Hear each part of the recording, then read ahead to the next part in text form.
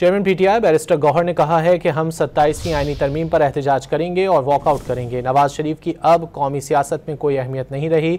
जो बंदा रिटायर हो जाता है वो उन्हें बातें करता है। नवाज शरीफ खुद मेमो गेट केस में अदालत गए थे।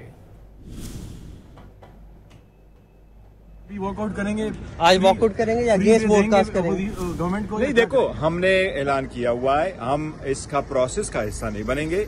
हम वॉकआउट भी करेंगे, एहतजाज भी करेंगे और जो स्पीचेज है उसमें पार्टिसिपेट भी करेंगे। हाउस के अंदर रह के एहतजाज क्यों नहीं किया जा सकता? नहीं, देखो, हाउस में भी एहतजाज करेंगे, फिर वॉकआउट भी करेंगे। सर, आज नवाज शरीफ साहब आ रहे हैं, पीटीआई कैसे वेलकम करेगी? सर, आज नवाज शरीफ साहब भी आ रहे हैं। देखो, वो आए ना आए, अब वो इररिलेवेंट हो गए मेरा ख्याल है। पाकिस्तान की सियासत में उसने तो बड़ी कोशिश की, उसको बड़ा वो तो ख्याल कर रहे थे कि जिस तरीके से मुझे ला करके रेड कारपेट बिछाई गई पार्लियामान में, लेकिन देखो ना, पार्लियामान में किसी ने उसके लिए रेड कारपेट नहीं बिछाई और अभी तक उन्होंने सिर्फ 3 अल्फाज पार्लियामेंट में कहे हैं, सिवाय उस 3 अल्फाजों के बाकी कुछ उसने नहीं कहा। वज़ीर दिफा ने कहा है कि जो जजेज हैं, जो खत लिख रहे हैं, वो अपने जख्म चाट रहे हैं। तो ये जख्म देने वाले कौन है सर? वो कह रहे हैं कि वो पट्टियां कर रहे हैं। ये मैं आपको ये कह रहा हूँ। मैंने कल भी उनको कहा था कि जो बंदा रिटायर हो जाता है ना, आप उनके खिलाफ ये बातें करते हो, जब वो पावर में होता है तो आप उनको और करते हो। ख्वाजा आसिफ से पूछें कि क्या राजा परवेज अशरफ साहब की हुकूमत के खिलाफ आप खुद पिटीशन लेकर के अफ्तार चौधरी के पास नहीं गए?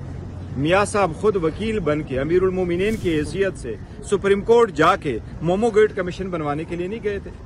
ये तो ये लोग करते हैं। इनमें कौन था जो नहीं गया कोर्ट? अब वो जो चले गए जजेस के बारे में, चाहे वो रिटायर है, चाहे वो ड्यूटी पर है, चाहे वो अच्छे जजेस वो बुरे हैं, उनके बारे में ये अल्फाज ना करें। कल आपने कहा कि मर्द अहन आएगा तो वही कानून होगा, वही आइन होगा। ये सर हालात कब ठीक होंगे और वो कब? देखो, अल्लाह करे बहुत जल्द हालात ठीक हो और हम उम्मीद कर रहे हैं कि इंशाअल्लाह ताला जल्द होगा। देखो, हमारी तो ख्वाहिश है कि वो बाहर ही होते, लेकिन आपको मालूम है कि ये हमारा फॉल्ट नहीं है, ये सिस्टम का फॉल्ट है, जो सिस्टम प्रोटेक्शन नहीं दे सका। मैंने तो कल मिसाल दे दी, सरकोजी को 5 साल की सजा हुई, जेल में चले गए, 3 हफ्तों के बाद वो बाहर रिहा हुए।